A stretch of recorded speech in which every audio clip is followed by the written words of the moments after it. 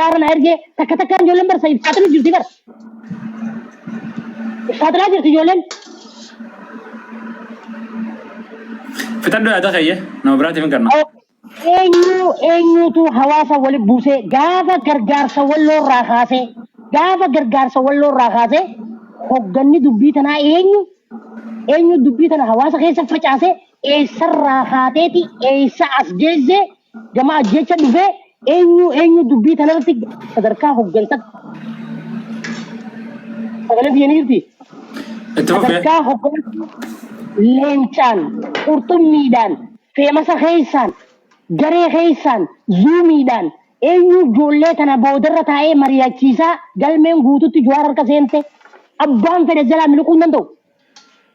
Hundi mana murtiitti dhiyaata. Ragaa malee ammas mana murtiin dhaqu namni kun. Sagalee inni zuumii keessatti dubbate jecha inni asirratti miidiyaa irratti ol bahee gosa namaa arrabse gosa namaa xiqqeesse qabsaa'oota xiqqeesse ragaan takka gabbaati. Ammas akka asirratti haasofni adda baanuu miti. Hundi isaanii mana murtiitti dhiyaata. Mootummaadha haa adda baasu. Abbaa cubbuu, abbaa dhugaa qabu. Jawaar mootummaa kamii akka tasamma jira kan? Jawaar Maammadeessa akkasatu deema. Deeninnatii biyyaatti kanne listii guututti. Mootummaa hojjeta Jawaar Maammed. Obboleessa kiyya Jawaar Maammed obboleessa kiyya qaama siyaasaatii bar hijaa nama takkaa wajjin ta'u bar siyaasa wal laban malee waa'ee seera hawaasarra waliif galanii bar. Okay, mootummaan Itoophiyaa waan Jawaar Maammed kan nuti hojiirra ni oolchaa jechuudha. Waan dhimma hawaasaa korraapshina hawaasa diigu mootummaan Itoophiyaatti irratti hojjeta. Galmee Jawaar dhiyee seeraan irratti hojjeta jechuudha mootummaanis. Okay, ijoollee amma abbaa fedhe Itoophiyaa keessaa warra biyya keessaa kan kanallee mootummaa irratti hojjechaa jira jechuudha. Kaabinee ganda keessa nama jeeftu tarasaataan nama dho'itan. Amma hawaasa wali buusuuf jirtu siin jechaa jira. Eenyu biyya keessa taa'ee ijoollee suutii wali jira. Eenyu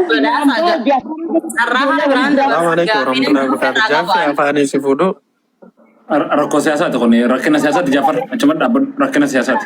Rakkoo siyaasaati malee rakkoo waa'ee hawaasa miidhamaa jiru furuu miti. Warra siyaasaa kana dadhabnee bara. Amma warra siyaasaa bara. Qofaafiin Jooffee waa gaafadha. Jooffee yoo ni fi waan akkasii deebisuu hin danda'u. Dhagee naamani Jooffeen. Kutaan gaafadha. Rakkoo siyaasaa isaa gurgurachuudhaaf ol bahe malee inni rakkoo siyaasaas keessa hawaasa Oromoodhaa ajjechaa kanarratti furuu miti nurraa gabbuusi. Jooffeen gabbuu qabaa jala ta'uu qabaa rakkina siyaasaa biratti haasa'u jira. Okay, Mosi arsicha dure rakoi Mosi jechuudha yeroo tokko. Abshiree. Arsicha. Wayye. Itti fufee ta'e kanan.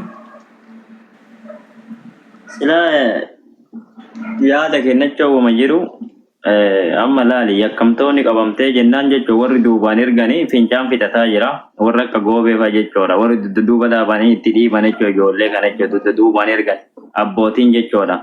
Akkuma gurbaan jedhe jechuudha. Milishaa qabanii saaxillaan jechuudha hooggantoonni iyyaa jirti beekte Jawaaritti fuula garagalfataa jirti. Jawaar jechuun waan dhugaa malee wanna sobaa hin haasa'u. Hin beektan na fakkaate. Wanni inni keessa seene wanna sobaatii miti. Waanuma lafa jiru namni hunduuma beeka. Kun amma dhiiga miskiinaa irratti jechuudha qoosaa fakkaata isinii galee.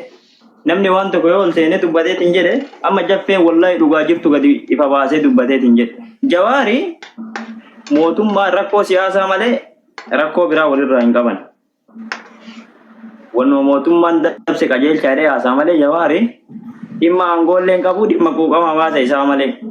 Kana sila ta'ee. Okay, mootummaan ajajjisaa hin dhaga'e duuba waan akkanaa tana godhaa.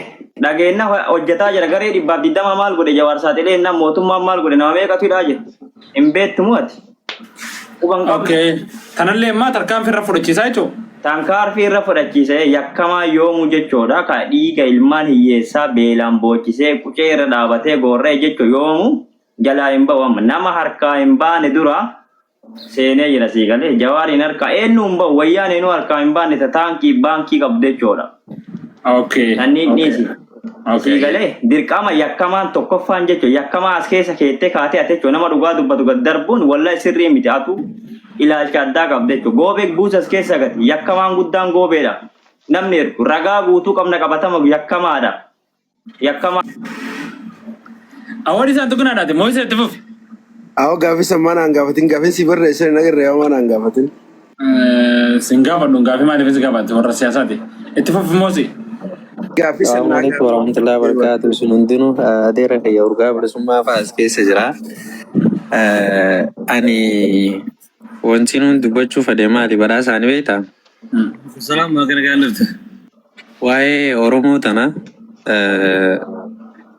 diinummaa jalqabumarraa gaafa neefi silaa Minilik akkana nu godhee, Haayila Sillaaseen akkana nu godhee, Mangistuun akkana nu godhee, Wayyaaneen akkana nu gootee jaanii gaafa haasa'an sanirraa siyaasa dila Oromoon himattu kana keessatti ka Oromoo miidhaa ture wal cunqursaa ture Oromoo mataa isiiti malee diinni biraa ka dhufee Oromoo cunqursee tokkollee hin jiru. Har'allee ka wal cunqursu jiru, ka wal ajjeesu jiru, ka gocha ilmi namaa walirratti hin raawwanne walirratti raawwatu. Akka Oromoo garaa walitti jabaatu hin jiru. Gara fuula duraattis. Waa'ee Jawaar Mohaammed irraa Jawaar Mohaammed jalqaba gaafanii fi biyya kana taa'ee Itoophiyaa keessatti qeeroo jaaree gaggeessu san informeeshina Nabi Suleymaanii miti inni ilma namaati. Amma dhiisii yeroo sanittuu warra Itoophiyaa keessa taa'ee mootummaa wajjin dalagu keessaa informeeshina fudhatee bifa saniin tarsiimuudhaan uummata jaaree irratti hojjechuu tureen. Jawaar Mohaammed amma waan kana yoonii fi kaasee mootummaa wajjin jiru inni mootummaa wajjin wal mormu jira waa tokko godhuu hin danda'u warra jirutu jira. Amma fakkeenyaaf anaasa ogubbee waan hin dhageeffiin ol seenee no. Jawaar mootummaa mormu jiree isin fakkaachuu jira malee hanga inni mootummaadhaaf dalagu jiru mootummaan mataan isaa dalaguutti hin jiru. Akkamittiin aan jee gochoota suukanneessaa waggaa hanga inni mana hidhaa jiruu fi callisuu ture san Oromiyaa keessattii fi Itoophiyaa keessatti hojjetamaa ture gareen jaaramuudhaan bakka adda addaatti namni ajjeefamuudhaan karoota adda addaatti miidhaan uummatarra gahaa ture hundi isaatu gaafa Jawaar Mohaammed gabbahee dubbatirraa jalqabee mootummaan jala deemeeti takka takkatti furu jira. Kan faadha mootummaan furee naan jee. Waa'ee doktoroota irraa kaate dubbii doktorootaa san waa'ee garee Matohaayaa waa'ee bilisiginnaa gullallee hunduma isaatu warra gochaa hin taane biyya san keessatti raawwachaa ture gaafa inni irra dubbate mootummaan gabbeeti waan san karaarraa meesuu ture jechuudha. Kuni ragaa qabatamaa lafa jiru namni hundinuu arguu danda'u. Amma waa'ee ijoollee tanaa gaafanii fi kaafnu gocha ammaan tana ijoollee walirratti raawwachuu jirtu kana namni Jawaar Mohaammed caalaa waan kana baasuu danda'u mootummaan Abiyyi amma fakkeenyaaf eenyu itti gaafatamaan imbaasii Itoophiyaa kan maan tana achi jiru Muktaar Kadiiriimi bu'aa Jawaar Mohaammed sa'a takka keessatti baasuu danda'u. Muktaar Kadiir amata 10 ganaa fuula duraaf biyya san keessatti suudii san keessatti yoon ifi ka jiraatu taate bu'aa takka buusuu hin danda'u. Akkamitti naan jee. Hiyyaan kuni nama wajjin information fudhataan. Digalee information Jawaar Mohaammed argachuu danda'u kana Muktaar Kadiir argachuu hin danda'u. Mootummaan Itoophiyaa san argachuu hin danda'u. Amma fakkeenyaaf waa'ee ijoollee ammaan tana Jawaar Mohaammed ol kaasee dubbachuu jiru kana osoo fi namni biraa waan kana heeniin godha jee wanni kun bifa kanatti irraanii haasawamti gaafii tana naa deebise. Amma hin haasawamtu ijoolleen bara akka jirtutti mootummaa Abiyyi deeggaru jirti bara karaa biyyichi garagalte waan duraanuu Jawaar hin hoogganamu. Feetu Abiyyi isaa deeggartu badhaasa Jawaar isaa deeggartu ijoolleen tun ammaan tana lafaa kaatee eega Jawaar Mohaammed waan kana dubbachuu eegalee mootummaa deeggarra jechuu eegalte malee dheengadda Jawaar Kiingi jee abaluu Kiingi jee jaate achi keessatti muka walitti dhiibaa turte. Saa walaalaa.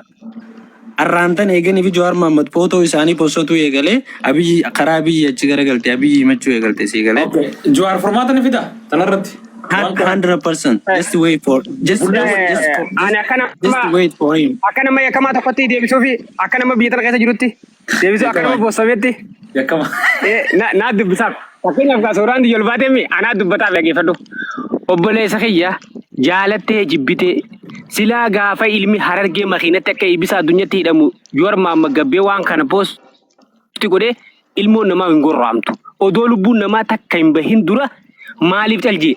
Arra maafiyaan Jowaar Mohaammed jaarrate ijoollee maqaa kutaa daawwatteen kutaa ganda tokkootiin ta ganda sadii miitu. Mee fakkeenya ilaalladhaa. Eenyu feenyu walole jaan Arsii fi Walloodha. Eenyu feenyu walole Arsii fi Jimmaa. Eenyu feenyu walole Arsii fi Harargee. Fakkeenyaaf Harargee fi Walloo walotu bartee. Kanaa wajjin as dhaabbadhee taasisa sin faduu isaas dhagge.